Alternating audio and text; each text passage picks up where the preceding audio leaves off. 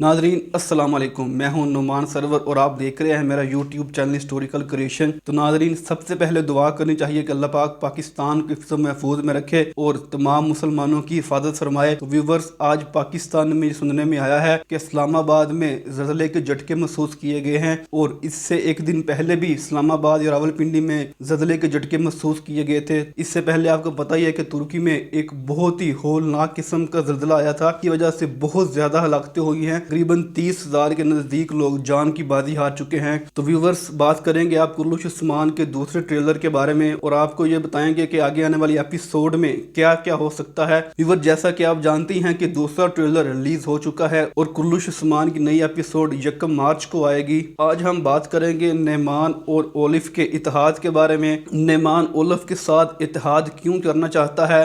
क्या नेमान ओलिफ के साथ इत्तेहाद करके उस्मान बे का नुकसान पहुंचा देगा? और क्या तुर्गत अलब ओलिफ से एनागोल किला वापस हासिल कर लेंगे?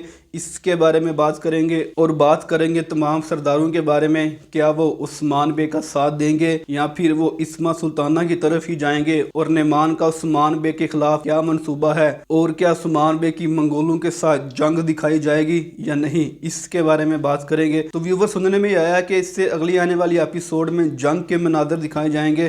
तो नाजरीन, ये जंग किसके साथ होगी, इसके बारे में बात करेंगे। तो व्यूवर्स, वीडियो के बारे में जानने से पहले अगर आपने हमारे चैनल को सब्सक्राइब नहीं किया तो चैनल को सब्सक्राइब जरूर कर लें और वीडियो को भी जरूर लाइक कीजिएगा। तो व्यूवर्स, जैसा कि आप जानते हैं कि कुर्लुश उस्मान के 116 किस्त का दूसरा ट्रेलर रिलीज हो चुका है और एपिसोड का ये ऐलान हुआ है कि एपिसोड 1 मार्च को यानी कि अगले बुध को रिलीज होगी।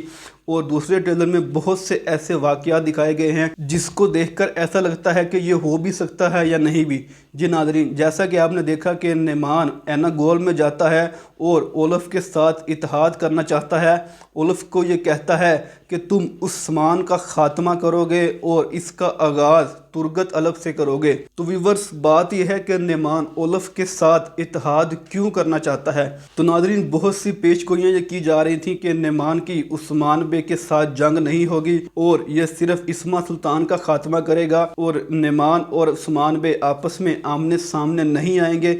तो नाजरीन, ऐसा हरगिज़ नहीं है। मंगोलों की उस्मान बे के साथ लड़ाई ज़रूर होगी। जैसा कि आप देख ही चुके हैं कि नेमान उस्मान बे के खिलाफ साजिशें रचा रहा है और जो दूसरे सरदार हैं उनको ऐसी बातें सुना रहा है जिसकी वजह से वो बहुत ज़्यादा सोचने पर मजबूर हैं कि आखिर करें तो क्या करें। तो व्यूवर, उस्मान बे भी अपना मनसूबा बना रहे हैं और उस्मान बे ने भी ये दो टोक कह दिया है कि वो नेमान को ना कोई टैक्स देंगे और ना ही कोई ज़मीन का टुकड़ा देंगे।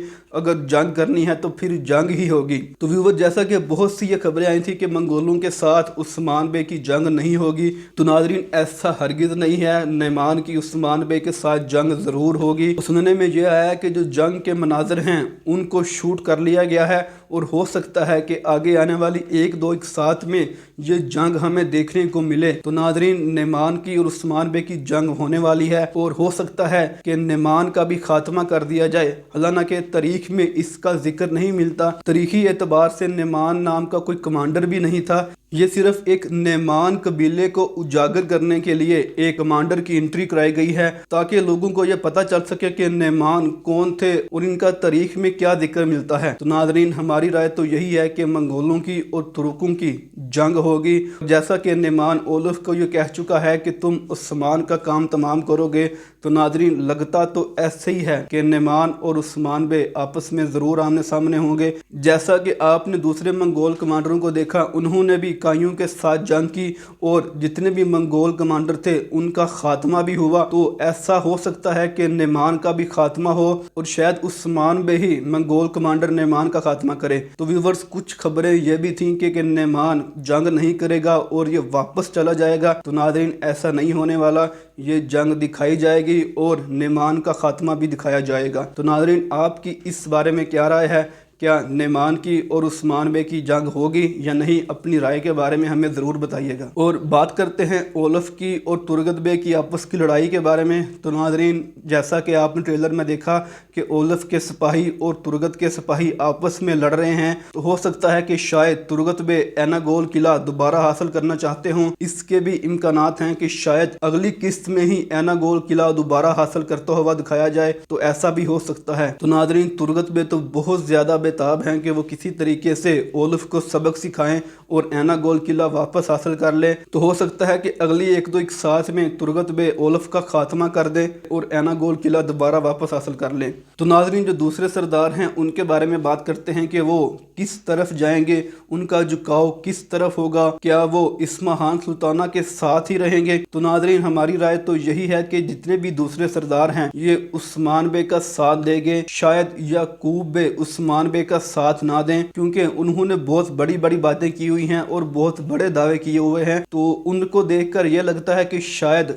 वो उस्मान बे की तरफ नहीं आएंगे। तो ऐसा हो सकता है कि याकूब बे और इस्माहान सुल्ताना ये आपस में एक ग्रोह बना लें और शायद ये मंगोलों के साथ लड़ने की बजाय तुर्कों के साथ लड़ना शुरू कर दें और ये आपस में लड़ते हुए दिखाई दिए जाएं। जैसा कि ट्रेलर में आपने देखा कि यानी शहर में सल्जोकी और उस्मान बे के सिपाही आपस में लड़ रहे होते हैं।